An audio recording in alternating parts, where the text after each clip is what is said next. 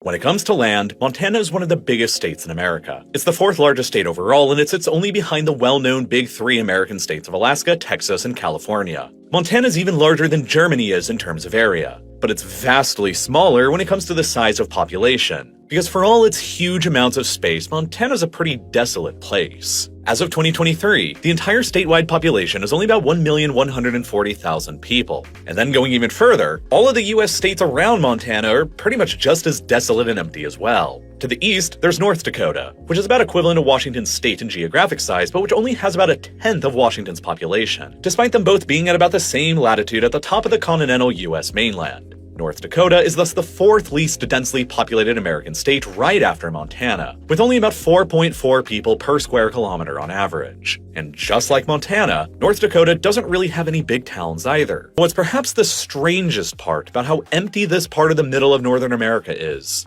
that immediately across the border further north into Canada, where you'd expect the climate to be even harsher and colder and the population to be even smaller, it's actually dramatically larger and a lot more densely populated instead.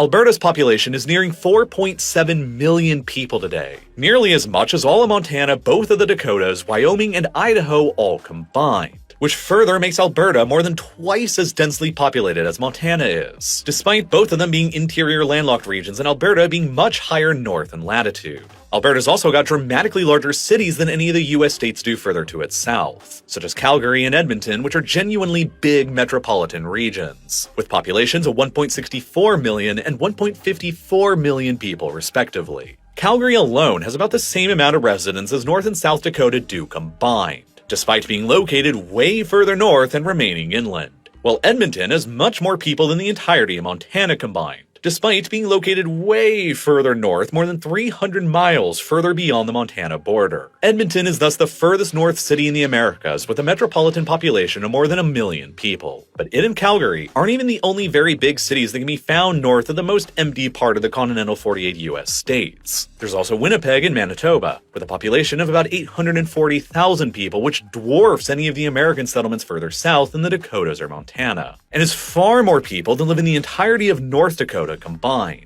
And then there's also Saskatoon and Regina in Saskatchewan, with 342,000 residents. The eastern half of the United States to the east of the 98th meridian receives moisture-rich winds blowing in from the Gulf of Mexico and from the Atlantic. But the moisture they carry usually fails to penetrate into the continental interior any further beyond the 98th meridian, which is why everything between the 98th meridian in the east and the coast, Cascade, Rocky, and Sierra Nevada mountain ranges in the west is so dry and not great for agriculture without extensive irrigation practices.